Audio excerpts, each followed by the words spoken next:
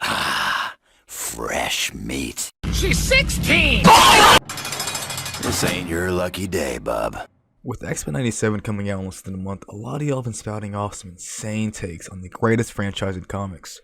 From Wolverine leading the X-Men, Professor X being a good person, the most moronic take of them all, X-Men isn't woke, which I'm not going to dignify that with a response.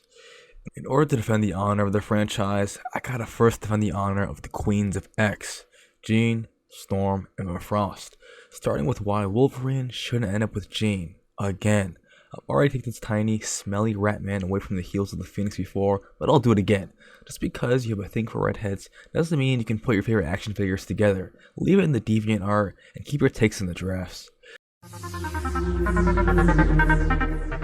For those who want to continue to push this narrative that a goddess, cosmic force, or model should be interested in this smelly, stinky little manlet, allow me to explain myself.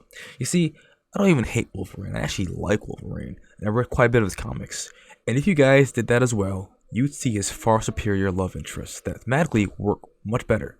The most popular and most beloved is Mariko. She declared royalty. This was Logan's opposite, and Logan was hers. He showed her pure passion, self-determination. She taught him discipline, honor, and enchanted him with elegance. It's the tale of a princess falling in love with a knight, but far more nuanced. Wolverine as a character is somebody who is tormented by the ways the world turned him into less than human. Weapon X, cage fighting, and so many mind control arcs. He feels he has no control over himself, drinks to soothe the grief of the genuinely disgusting things he was made to do. Mariko was made to be something, a wife, tied to her honor. She had to marry a man she didn't love, because that was expected of a woman in her position. She had to be poised, never showing her true emotions, acting in the most repressed ways under the duress of abuse from her shitty husband. And Wolverine freed her from this bullshit, the shackles of duty and expectation, and then she freed him from the weight of guilt, grief, gave him principles and discipline to refine him into a greater man.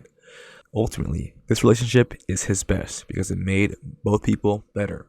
Every time we explore Wolverine and Jean in the comics and movies, it makes them both worse. Jean loses control, gives in to temptation, destroys her marriage and sanity, often leading to a tragic end.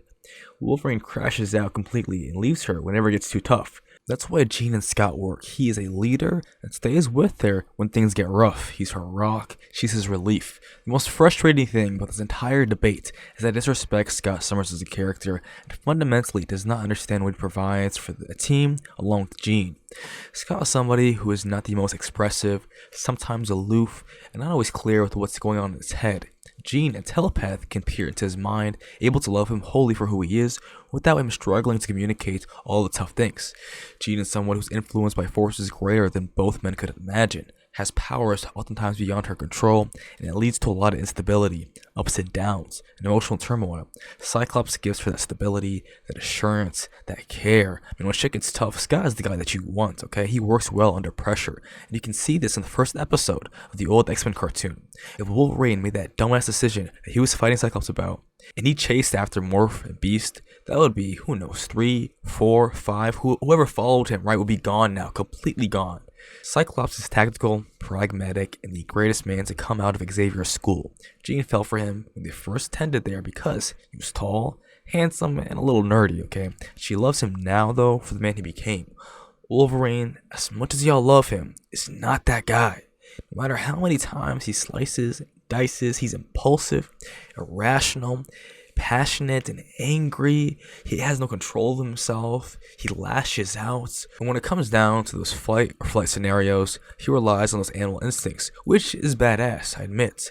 But being badass is not enough. Fundamentally, this ship is indicative of how little some men know about what women fantasize about and what kind of guy they dream of marrying. In the movies, chicks dig Wolverine because he's taller and more handsome, and of course he is. He's played by Hugh fucking Jackman.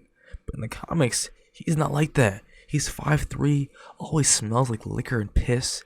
And the most important thing to note here is that Wolverine is canonically ugly as fuck. You guys understand that Wolverine is ugly as fuck, okay? You could be a Hugh Jackman fan, I am. But when we're talking about Wolverine, that's not who I think about. Let me know if any other wild X-Men takes got to cover, because the way you are dissing my girl Storm is outrageous. I'll definitely cover the new X-Men 97 show, so tune in for that. Peace.